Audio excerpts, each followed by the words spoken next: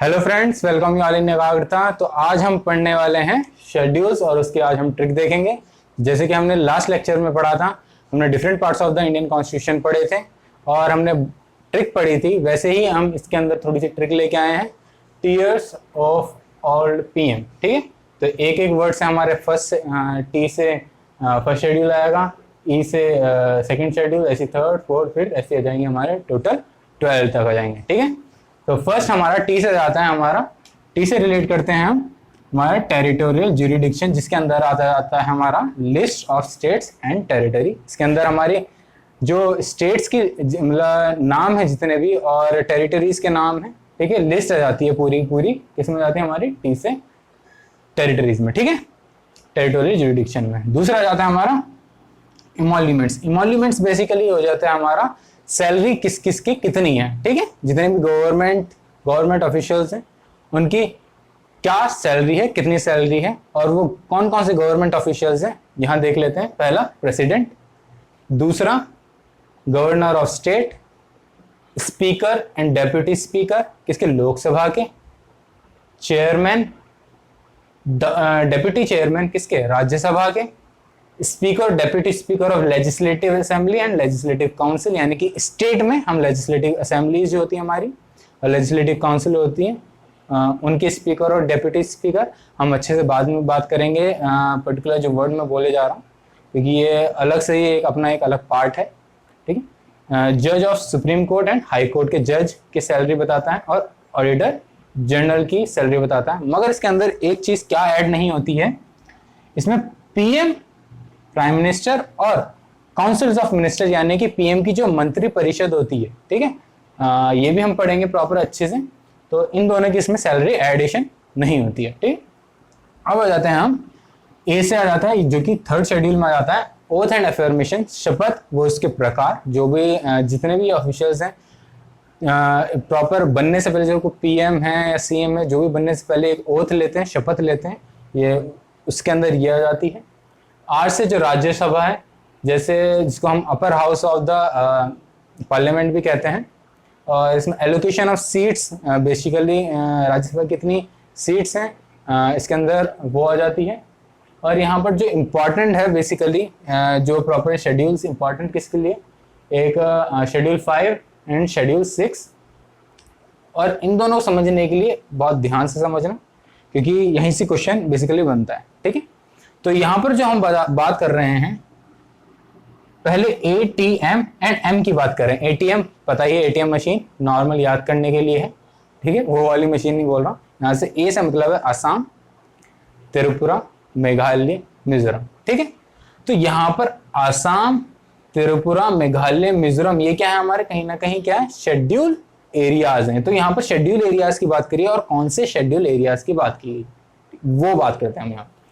तो आसाम, त्रिपुरा, मेघालय, मिजोरम को हटाकर, क्या बोला मैंने, आसाम, त्रिपुरा, मिजोरम, मेघालय को हटाकर बाकी जितने भी स्टेट्स हैं हमारी कंट्री के अंदर, आसाम, त्रिपुरा, मेघालय और मिजोरम को हटाकर बाकी जितने भी स्टेट्स हैं उसके अंदर जितने भी ट्रिबल्स सोसाइटीज हैं, ट्रिबल्स एरियाज हैं, उनके एडमिनिस्ट्रेशन एंड कंट्रोल की बात की गई है। दोबारा रिपीट कर देता हूं, इनको छोड़कर बाकी किसी भी स्टेट में जितने भी हमारे ट्राइब्स हैं उनके एडमिनिस्ट्रेशन एंड कंट्रोल की बात की गई है शेड्यूल 5 में। ठीक है, बहुत इंपॉर्टेंट, लोगों को कंफ्यूज होता है 5 और 6 में। ठीक है, अब जाते हैं हमारे एडमिनिस्ट्रेशन, अब पढ़ लेते हैं administration and control of schedule areas as well as the schedule tribes residing in any state. Residing in any state मतलब पूरे कंट्री में जितने भी स्टेट में हमारे शेड्यूल ट्राइब्स रह रहे हैं, शेड्यूल एरियाज हैं,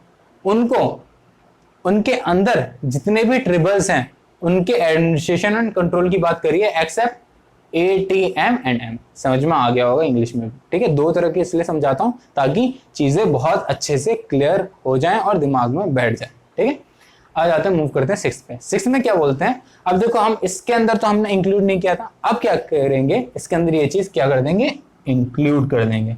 अब बताओ कि सीधी सी बात है, जब 5 बना ही दिया तो इसको भी इसके अंदर ही इंक्लूड कर देते हैं।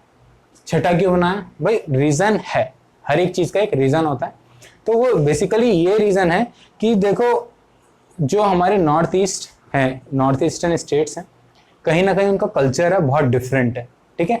और आपने ये भी सुना होगा कि वहां पर जाने के लिए हमको कहीं ना कहीं एक एक्स्ट्रा परमिशन लेनी पड़ती है, हम ऐसे ही नहीं जा सकते, वहां पर परमिशन लेनी पड़ती है वहां पर जाने के लिए, ताकि जो उनका कल्चर है, जो कल्चर कहीं ना कहीं एक तरह से उनके कल्चर को हार्म ना पहुंचे, यानी कि सारी वहां पहुंच ना जाए, क्योंकि वो थोड़े से हमसे थोड़े अलग हैं, ठीक है। दैट्स वाई इनको थोड़ा सा अलग रखा गया, इनको एक तरह से प्रायोरिटाइज किया गया है। तो यहाँ पर एक तरह से हम बोल सकते हैं इसको एक्सटेंड किया गया है, किसका, डिस्ट्रीब्यूशन है, डिसेंट्रलाइजेशन एक्सटेंड किया गया है। तो जैसे हमारी स्टेट में पावर डिवीजन है, तो डिसेंट्रलाइजेशन यानी कि पावर डिवीजन, यानी कि एक तरह से इसको एक्स्ट्रा पॉइंट्स दिए गए हैं डिसेंट्रलाइज की तरफ, और एक तरह से एक स्टेप और आगे लिया गया है। तो यहाँ पर क्या है, यहाँ पर आसाम, त्रिपुरा, मेघालय, मिजोरम की एडमिनिस्ट्रेशन एंड कंट्रोल की बात की गई है। यहाँ पर शासन, प्रशासन, गवर्नेंस कैसा होता है उसकी बात की गई है, समझ में आ रहा होगा, ठीक है। हम मूव करते हैं एफ से। एफ से होता है हमारा फेडरल, ठीक है। फेडरल का मतलब हो गया सेंटर और स्टेट, सेंटर और स्टेट के बीच में जो पावर डिवीजन है, डिवीजन ऑफ पावर कैसा है, ठीक है। आपको मैंने बहुत अच्छे से पढ़ाया है पुराने लेक्चर्स में, तो डिटेल में ये वही चीज है। फेडरल का मतलब सेंटर और स्टेट के बीच में हमारा पावर ऑफ डिवीजन कैसा है, हमारा 7 शेड्यूल में आता है। एट्थ में आ जाती है हमारी जो ऑफिशियल लैंग्वेजेस है, ठीक है। ऑफिशियल लैंग्वेजेस है, तो ऑफिशियल लैंग्वेजेस जो होती है हमारी, पहले जो थी हमारी 14 थी, फिर इसके अंदर एडिशन किया गया 8 का, और अब प्रेजेंटली 22 है। और इसके अंदर, इस 22 के अंदर इंग्लिश इंक्लूडेड नहीं है, इंपॉर्टेंट चीज है, इंग्लिश इंक्लूडेड नहीं है। 22 लैंग्वेज है और इंग्लिश इंक्लूडेड नहीं है। बाकी जो 8 है वो मैं नेक्स्ट लेक्चर में पढ़ाऊंगा, क्योंकि यहाँ स्पेस नहीं है। बाकी क्योंकि उसी के अंदर मैं 9 शेड्यूल भी पढ़ाऊंगा, क्योंकि ये तो दोनों बहुत कहीं ना ज्यादा इंपॉर्टेंट है। क्वेश्चन बनते इन चारों से ही है, 1 2 3 4, बाकी किसी से बन गया तो बन गया। बाकी ये भी इंपॉर्टेंट है, मगर कहीं ना कहीं जहां पर लोगों को चीजें कंफ्यूज होती हैं, कंफ्यूज करती है, क्वेश्चन वहीं से ही पूछा जाता है, मेरा मानना ये है। बाकी हम 9 शेड्यूल पे बात करें तो फर्स्ट कॉन्स्टिट्यूशनल अमेंडमेंट हुआ था 1951 में, इसके अंदर तो इसमें हम लैंड रिफॉर्म एक्ट जोड़ा गया, जो कि आर्टिकल, और लैंड रिफॉर्म एक्ट क्या था हमारा, आर्टिकल 31 में लैंड रिफॉर्म एक्ट के बारे में बताया गया था, और 9 शेड्यूल में 31 भी डाला गया था, ठीक है। और इससे रिलेटेड हम बेसिक स्ट्रक्चर भी पढ़ेंगे, इसी से रिलेटेड है, इसी की कहानी से रिलेटेड है। तो एक तरह से हम चीज़ें 9 शेड्यूल जब हम पढ़ेंगे तो कहानी लेकर चलेंगे, जहाँ पर हमारा जुडिशियल रिव्यू जैसे पॉइंट्स आएंगे, बेसिक स्ट्रक्चर क्या होता है, जुडिशियल रिव्यू क्या होता है, सारा एक साथ एक्सप्लेन करेंगे, स्टेप वाइज करेंगे। आ जाते हैं, मूव करते हैं 10th पे। तो 10th होता है डिसक्वालिफिकेशन ऑफ पार्लियामेंट मेंबर्स, जो कि 52 कॉन्स्टिट्यूशनल अमेंडमेंट एक्ट एंड 1985 में हुआ था, ठीक है। तो डिसक्वालिफिकेशन ऑफ पार्लियामेंट मेंबर्स से मतलब क्या है, डिसक्वालिफिकेशन ऑफ पार्लियामेंट मेंबर से होता है कि अगर कोई एक बंदा है, जैसे एग्जांपल के तौर पर कोई बीजेपी है या फिर कांग्रेस है, कांग्रेस है या बीजेपी है, तो अभी मान के चलो कि जैसे बीजेपी सरकार है, बीजेपी की, और बीजेपी की सरकार बन चुकी है, अब यहाँ बीजेपी से हटके कोई कांग्रेस में जाना चाहे, ठीक है, तो एक तरह से जब तुम्हारी बहुमत बन चुकी है, तुम जीत चुके हैं, उसके बाद तुम उसकी सरकार गिराने के लिए, यानी कि एक तरह से बोल सकते हैं हम, तुम जो बीजेपी की सरकार गिराने के लिए तुम कहीं कांग्रेस की तरफ शिफ्ट हो जाए। एक तरह से थोड़ा सा ये सीधी बात है, जब किसी के पास प्लान है, पावर है हाथ में, तो क्यों शिफ्ट होना चाहिए। तो एक तरह से कहीं ना कहीं प्लानिंग ही होती है कि हाँ पहले इसके अंदर आ जाओ, क्योंकि खुद के पास तो इतनी बहुमत है नहीं कि जीत सके, तो दूसरे को क्या करो कि पहले दूसरे को जिता दो, फिर वहां से ट्रांसफर हो जाओ अपनी उसमें, और क्या कर लो, सरकार को गिरा दो। तो ये ऐसी चीज ना हो, दैट्स वाई हमने क्या किया, डिसक्वालिफिकेशन ऑफ पार्लियामेंट मेंबर्स। ऐसे में जो बंदा है जो मतलब मूव कर रहा है कहीं दूसरी पार्टी में छोड़ कर जाने की, वो क्या हो जाएगा, डिसक्वालीफाई हो जाएगा। मगर अब इसमें क्वेश्चन भी आएगा कि ऐसे तो ट्रांसफर होते हैं कि बीजेपी से कांग्रेस चला गया, कांग्रेस से बीजेपी में आ गया। तो ये चीज तब होती है जब इलेक्शन हो रहा होता है, ये बीच बिटवीन में नहीं होता है, ठीक है। अब आ जाते हैं पी से पंचायत, एम से म्यूनिसिपैलिटी, जो कि 11th एंड 12th शेड्यूल में आता है, ठीक है। पी से पंचायत से आ जाता है हमारा पंचायती राज, जिसको हम रूरल लोकल गवर्नमेंट भी कहते हैं, जो कि 73 कॉन्स्टिट्यूशनल अमेंडमेंट एक्ट 1992 में। से म्यूनिसिपैलिटी यानी कि अर्बन लोकल गवर्नमेंट, जो कि 73, 74, 1992, 1992 दोनों की डेट सेम है मगर अमेंडमेंट्स अलग हैं, 73 एंड 74। तो जो कि अब एक चीज़ इंपॉर्टेंट समझ लेते हैं। देखो, जो हमारा मूल संविधान जो बना था, मूल संविधान से मतलब है जो हमारा कॉन्स्टिट्यूशन बना था, उसके अंदर जो हमारे शेड्यूल्स थे वो कितने थे हमारे टोटल? हमारे शेड्यूल्स थे 8 शेड्यूल्स थे, ठीक है। उसके बाद इसके अंदर एडिशन किया गया, कितनों का? 4 का एडिशन किया गया, तब जाके कितने हुए? 12 हुए। देख लो अभी कितने हैं हमारे? 12 हैं। 4 का इसके अंदर एडिशन हुआ है, और वो 4 कौन कौन से हैं? 9, 10, 11 एंड 12, ठीक है। तो अमेंडमेंट्स हुए हैं, जैसे कि हमारे, जैसे इसके अंदर अमेंडमेंट हुआ, इसके अंदर अमेंडमेंट हुआ, इसके अंदर अमेंडमेंट हुआ, और इसके अंदर अमेंडमेंट हुआ, ठीक है। तो ये एक्स्ट्रा जोड़े गए हैं, तो साफ दिख रहे हैं। तो बेसिकली जो शेड्यूल्स हैं वही एक तरह से कॉन्स्टिट्यूशन का पार्ट है। तो आशा करता हूँ आपको चीज़ें समझ में आई होंगी। बाकी मैं एक छोटा सा पॉइंट और एक्सप्लेन कर देता हूँ एग्जाम्पल के तौर पे। जैसे मैं बहुत देर से बोले जा रहा हूँ अमेंडमेंट, ठीक है, कॉन्स्टिट्यूशनल अमेंडमेंट एक्ट। तो बेसिकली कॉन्स्टिट्यूशनल अमेंडमेंट एक्ट का मतलब होता क्या है?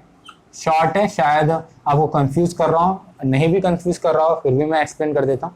कॉन्स्टिट्यूशनल अमेंडमेंट एक्ट का मतलब यही है कि देखो, जब भी कोई हमारी कॉन्स्टिट्यूशन की बुक है, मान लो ये हमारी कॉन्स्टिट्यूशन की बुक है, ठीक है, ये हमारी बुक है, और इसके अंदर जब भी कुछ एडिशन किया जाएगा या फिर सब्ट्रैक्शन किया जाएगा, यानी कि कुछ भी इसके अंदर डाला जाएगा और कुछ भी इसके अंदर हटाया जाएगा, तो एक तरह से क्या होगा, इसके अंदर कॉन्स्टिट्यूशन के अंदर क्या आएगा? चेंज आएगा, ठीक है। उस चेंज को ही क्या कहते हैं? हम अमेंडमेंट कहते हैं। जैसे एग्जांपल के तौर पे हमने इसके अंदर